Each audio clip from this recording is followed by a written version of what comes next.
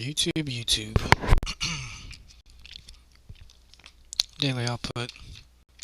Doing a video on the PBD podcast, and the title of it caught my attention. And it's an interview with Chris Cuomo, the former CNN host. And the title is "So Trump Has Your Vote?" And it caught my eye because I'm pretty sure a lot of y'all that follows the news, Cuomo spent a large portion of his time discrediting the president, so I just want to see what his revelations have come about over the past few years since he's been gone and his dad was booted out of office. It's my first time seeing this video, so we'll be watching it together. Check it out. Here would be my 2-point policy plan. Okay, this is what I would say if I were advising someone to run. I don't care who I work with. I'm going to do several things at the border. One, whatever the physical thing is that they say they need, I'm going to finish it. I also know that we're not a wall away from being safe. I am going to triple all of our processing capacities. I am going to triple our security capacity so you don't have the men and women who are keeping us safe there burdened by case dispositions. I'm going to build out these massive places to humanely house, probably better than where they're coming from. Take care of their kids, to keep all the families together all night. They're human beings. And I'm going to process them immediately. And I'm going to change the laws of what asylum means. And we're going to have a debate. And you guys are going to tell me either economic asylum is okay or it isn't. And if it is, under what guidelines. But once we get our rules set, right, and the guys who run it, CBP, have been saying for a generation, the rules don't work on asylum because we don't allow economic asylum, except in the special deal we cut Venezuela. And once we have our rules, and I have my processing, and I have my places, you come in illegally, I catch you, I put you in the center, because if you claim asylum, I have new rules, so I can fast track you. You don't check the box. You'll figure out what the boxes are. Now you're going to check the box. I'm going to process you, and I'm going to send you back. It's going to be expensive, but it's going to be less expensive than what we're doing right now. And I'm going to take the people who are here. They're all paying taxes. We'll figure out their citizenship status later. Sounds like you'd be voting for Trump. Everybody's paying it. If he had gotten more of it done, because to him, the wall was a metaphor. That's all he needed. You know, they made that up on the campaign bus. We were never a wall away from safety. The numbers were down. Why? Because Michaleenan, Google that name, Mcaleenan. When he ran Homeland Security, CBP before it, he wound up leaving because he couldn't take what was happening with Trump. But this guy's, back to our earlier conversation about the institutions in the deep state. This is a guy who'd been there forever, was doing the job for the right reasons. He cut these deals with the home countries and with Mexico. That was the key. We cannot have everybody be processed at our border. You should set up infrastructure and pay in the home countries to have processing done then, unless it's extreme. So if you do that as your domestic issue, that's my only domestic Question issue. for you. I'm getting Iran. Can Trump do Done. anything to get your vote? Could Trump do something to get my vote? Anything to get your vote? Or is it that personal and frustrating to not give him the vote? Well, first of all, and this should be enough, he has made life hard for my family, gratuitously, okay? I used to speak to the president on a regular basis, and I would speak to his guys on an all-the-time basis, okay? And I did not go after him personally. I interviewed him routinely. I was one of the people to let him do the phoner interviews. And we were smart enough at CNN to say, offer it to Hillary, offer it to Hillary. And her campaign would be like, no, we're not giving you an interview like every third day. That's on them. He wanted the opportunity, we gave it to him. Oh, but the phone, he should be in front of a camera. Whatever. You know, you're either making your case or you're not. But you make it hard for me. I'm no different than you. If he had done something that made it harder for your kids in school, is he going to get your vote? If Trump did? Yeah.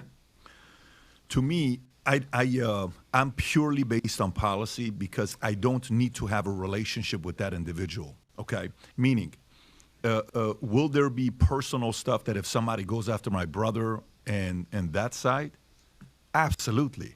But that's not Trump's doing. That's the establishment doing Oh it no, to I'm try not to blaming ruin him your for life. what happened That to my wasn't brother. Trump. I'm not blaming No, him for that. What happened to even you, bro? What happened to you is I'm not blaming him for me either. I know. Although I know he what you're saying celebrated is he went after my family, though. And what he did. Well, he did by weaponizing the me. left went after your family. The establishment went after your family. There's no question that we have had our travails. Yeah. You will never, I mean, we talk on a regular basis. You will never hear any sense of pity party coming from me. I'm no victim. My brother's no victim. Oh, I totally get that. that's not why I'm saying it to look, say be a victim. There were things happen that obviously I'm not happy about, that I don't think was fair.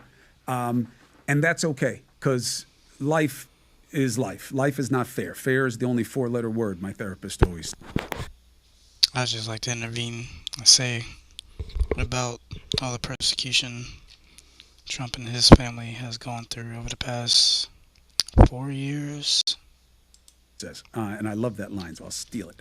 But I don't go policy only. I think policy is a panacea in a lot of ways. You know, it's really a cure-all if you can get to it. But the people matter. And if you don't act with integrity, you want to lead me. By the way, I'm not saying it's the standard for me. I'm flawed. I don't want to lead. I'm not asking for your vote. I don't think I'm the best of us. I think I'm the rest of us. If you want to be elevated, well, then there's going to be a standard. Accountability. He does not meet that standard. Now, the best argument for him is, oh, Biden does? I didn't say that.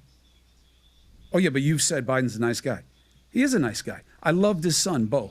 Bo would have been an amazing leader for our country. He would have been a generational leader. He was not. Joe was nice when my father died. He said nice things to us. That's nice. Do I think he's the best of us? No. Do I think he's the best we can do as president? Absolutely not. Do I think he's the best the Democrats can do? Hell no. If you get those two, though, you're going to sit it out? Or you're going to go... Oh, if it's Biden, Trump, look, for me, again, we survived a Trump administration. Would we survive another one? Yes. Yes. I don't think there's any greater risk to America with him than with Biden. And for people who are now going to attack me and say, what are you talking about? Trump is like this crazy man. Well, look, you know, as Patrick says, the data is the data. Nobody was trying to kill us when Trump was president in a way that they're not now. If anything, there's more hostility. And you can have reasons for that any way you want. I'm just saying, existentially, I'm not afraid of a Trump presidency. Existentially, I'm not afraid of another Biden presidency because, unlike many people in America, I believe that the country is much stronger than any individual leader. We survived the Russia thing. We survived January 6th. We survived having Biden as a gaffe machine. We survived Congress going after each other and doing nothing for the rest of us. We survived these things. Are we better for it? No. Should we be doing things differently? Yes. I think it happens. I don't know when. I don't even know why. But, you know, in terms of who I'm going to vote for, I would really have to see where we are at that moment in time. And so you're open to a Trump vote? I am always open. And I'll tell you this. People say, oh, bullshit, you've never voted for a Republican in your life. Wrong. And not only have I, the first vote I ever cast was for a Republican. Who was that? 1988. I'm a freshman in college.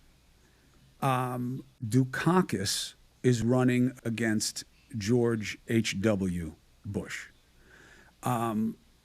Dukakis, honorable man, good man, one of the early victims of media savagery, by the way, with what they did to his wife. But to me, he was too close to my father's story, and it bothered me that if it's going to be him, then it should have been Pop. I voted for Bush. Was he the guy that they put in the tank, and he just looked That's like game over. With the helmet that was like this big. Yeah, it just was not a good one for him. So okay. But so I'm open. Look, John McCain, okay, may rest in peace. When he was running against Obama, I believed in him as a leader. And look, people will talk about him personally and all these things. He lived through tremendous things. Of course, there were going to be scars on him. Of course, he had personal limitations and some eccentricities. But he defined his own fate. If it had stayed without the economy going down, he was a strong choice for keeping America safe. When the economy happened, he had already sold himself out. But I was very strongly supportive. Chris, for you to even think about the two votes, you have 4 years of results with Trump, 4 years of results, 3 years of results with Biden. They shows it's not even close. And I think that's the part, with so I talk to a lot of guys in different places, and we have a relationship. And I have a wide range of audience. I like sports. So sports liberals are like, dude, I watch your shit, but I don't agree with your policy. I'm like, dude, just talk to me about sports. I'm just kind of talk. I like Hollywood, and I'm freaking, like, I know hip-hop, like, from 1990 till 2003. Yeah, it ends there. It ends there. But I know hip hop, and I know some real Should go back ghetto a little bit more to get Big hip-hop. Daddy Kane in there. I didn't come to the Big States Daddy till Kane- 1990. So to Big me, Daddy Kane is strong. was the You'd guy. love him. Yeah. Yeah, Come sure. get some, you bum. You'd love him. Yeah. So for me, my range is I'm so interested in so many different topics, but to me, I think sometimes the creative, the liberal side is like, oh, if there is anybody you can, if they find out where you live in your community, you voted for him, dude, your tires will be slashed every flipping day for a month straight. And they, you know what kind of things they would do to you if they did, and that fear of losing that community. I have no fear Chris. of losing that community. They're not for me. Chris, if you voted for Trump, you know what they would do to you? They would torture you. They would torture Listen, you. I didn't say I would vote for Trump. I'm saying you have to be open to the circumstances at the time. And to If me, the alternative is Joe? Donald Trump, to me, Yeah. has betrayed the trust and the standard of a leader for America. And he has done it many times over. And that's part of the result structure for me. I can't just look at the economy and migration at the southern border. This is a guy who has reinforced too many things that I think are destructive to human life. So what's more- So I would have to see where are we in the state of So play at that what's- time, and what is he offering? Has he changed it all?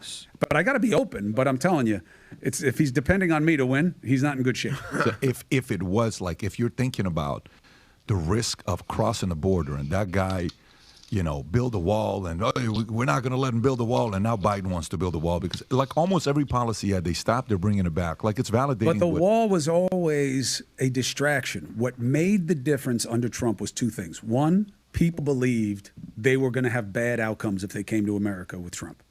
And that was impactful in keeping them away. Now, you can make the argument that that's not the message America should be sending out, but it was true.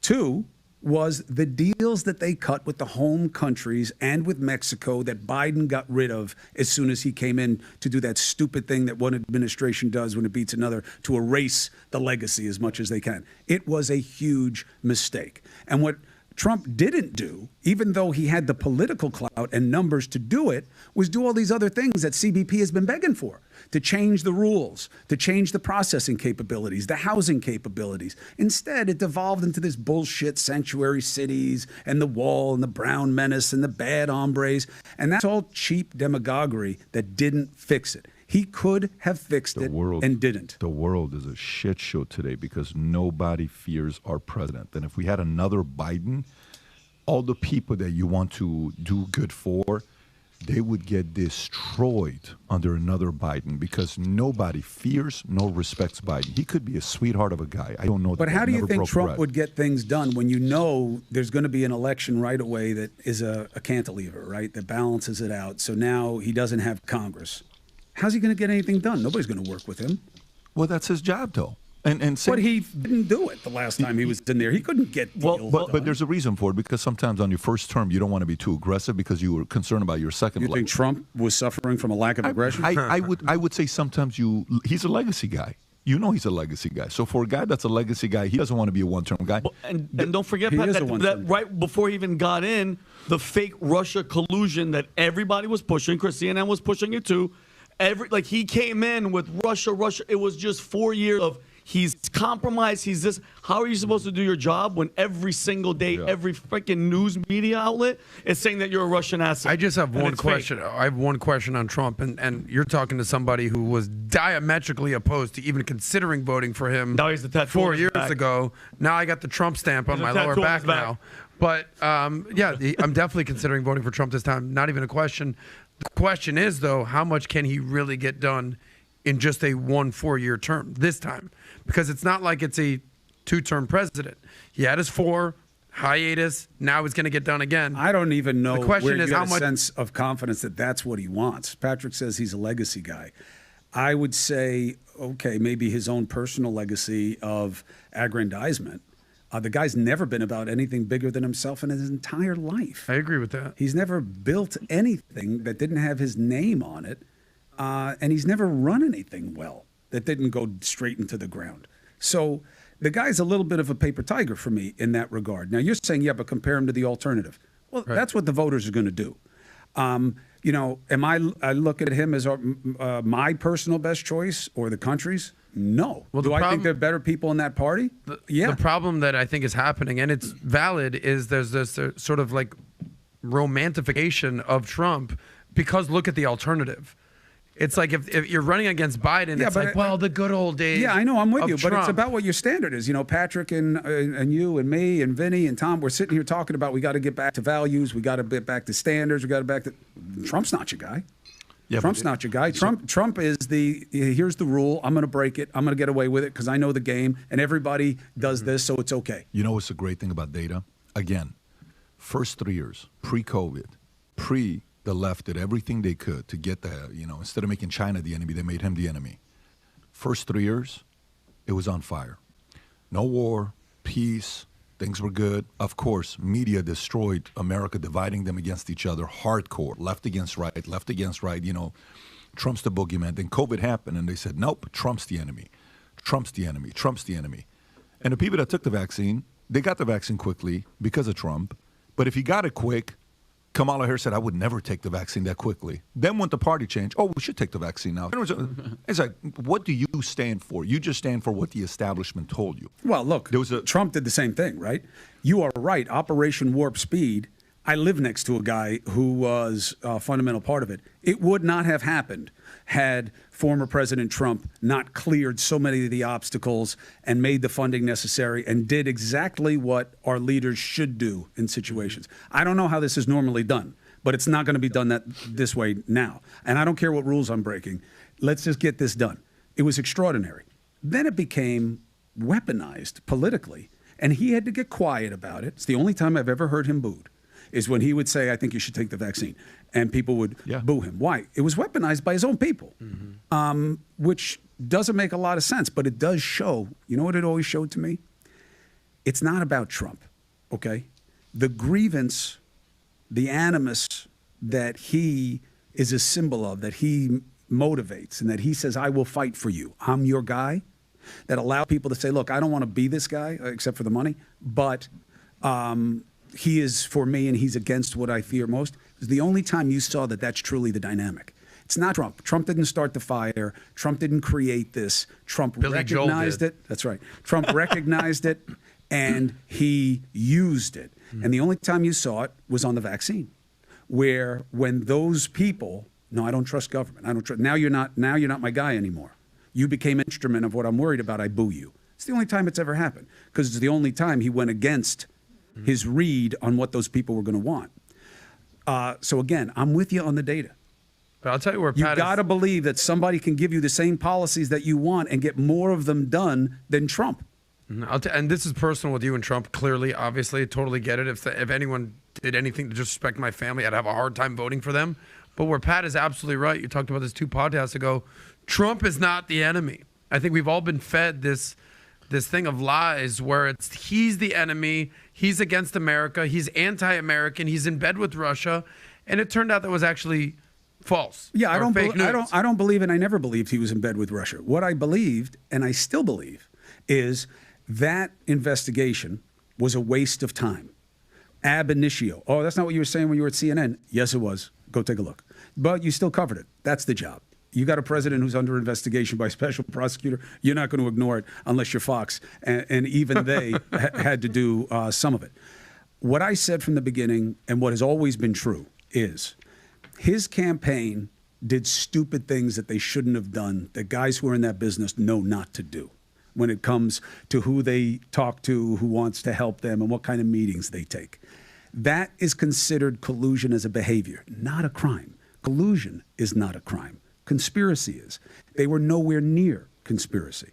Donald Trump was never, in my estimation, anything like compromised by Russia. Did he stupidly say, WikiLeaks, do more of it, and Russian troll farms, do this and do that? And when you say shit like that, are you baiting a media that is desperate to come after you? Yes, and you're going to get what you ask for with the media when it comes to negativity. And that was always true. And those behaviors were wrong. Should they have been investigated criminally that way and to that degree? No. Was the dossier being paid for ultimately by Hillary's team? Mm-hmm. Should that have been known sooner? Yes. Oh, was all of it about the dossier? No. All of it was not about the dossier. Chris, I know we got to run. I have one last question for you. Hurry up, I got to pee. Trump wins. Let's go to this magical, January 20th, 2025. Trump wins. He's the new president. Again, remix vibe. How ugly will it get with the media, especially the CNNs, MSNBCs of the world, mainstream media, knowing what taking sort of a bird's eye view? Not as bad as you think. Okay, tell us why. Look, all I control is my voice within my show on News Nation. Okay, I don't have any control over News Nation. I control what comes out of my face on News Nation and on my podcast and on your podcast. I would give him a fair shot. Why? Because the country needs him now. If he's in the position, if the country's put him in that position, then he's got to get it. Are they going to come after him? Yeah, if they have an opportunity. Will people be a little sick of it, and will that matter? Yes. If it doesn't rate and resonate, they won't do it as much. Will the Democrats, if they have the authority, because we got to see what happens in the election, would they go after him anew? I don't think so. So you're saying a third time's the charm for Trump? I don't know that it's the charm. I think that he has a very legitimate chance of winning, which to me is a sad commentary about the GOP, because you should be able to beat Biden. Based on Biden's not making a case for himself and not defending propositions that are being used against him, which is what an election is about, right? You don't tell me your story, somebody else will, and you won't like the ending. They should be able to do better than Trump. The Republicans, based on policy and principle, should be able to do better than Trump. But the people get what they want. And I think he's very well positioned, even with all the litigation, because people don't believe in the system that's prosecuting him. But if he gets elected, I give him a fair shot. I would invite him on the show. I'd cover his administration. And I would do a case-by-case moving forward, not what we lived through in the past. It's not the job. By the way, for those of you watching this, I trust at one point you hated what Chris said. You love what Chris said. You probably hated what I said. You love what I said. You hated what Vinny said. You love what Vinny said. And the list goes on for everybody else here. I don't care. I like these conversations, period. I love them. I love these conversations. These are my favorite conversations because to me, you're not the,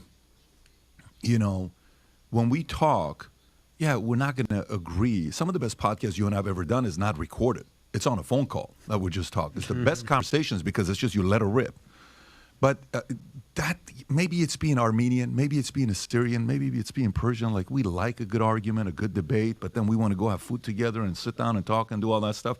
And I think there's some similarities that with the Italian side. There's but I believe what you're about. You see, we've made it all about the conflict, where if you disagree, there's got to be a problem. Like we're Jets versus Dolphin fans. That's sports. Leave it there. Mm-hmm. Nothing gets better in business if you can't be open to dissent. I mean, you've been making so much success, so much in your young life. It's not because you've been closed off to anybody who doesn't agree with you. It's the opposite, which is one of your main talents. We've gotten away from that, and it's killing us, especially in a democracy, especially in America. My father did a debate tour with Newt Gingrich. And, my father may rest in peace, he would, of course, look, Newt's had his issues in life, and everybody does, but they did not agree. But he respected where Newt was coming from on his positions and why he understood the dynamics the way he did. And they would have arguments, and they would argue, and it would get hot because they were disagreeing about things that both people believed. If the outcome goes the way you go, this is a problem for something I care about. But it wasn't, you're a bad guy. That's a bad idea. Mm-hmm. So if you like. And closing on this video, it made some good points towards the end. And I enjoyed the debate conversation as well, and I would like to think more people would be open to debates, conversations like this without getting so flustered. I heard on a radio talk show, a guy was in a barber shop and this younger black kid was in there getting his hair cut, and he was talking about how he supported Trump, and the older gentleman was just in a hissy fit saying, "Shut up, you need to shut up, blah blah blah." But yeah, what type of world would we be if we couldn't openly debate without people getting frustrated? But daily output, hope y'all like this video. Like, comment, subscribe. Let me know what y'all want me to do a video on next. Y'all have a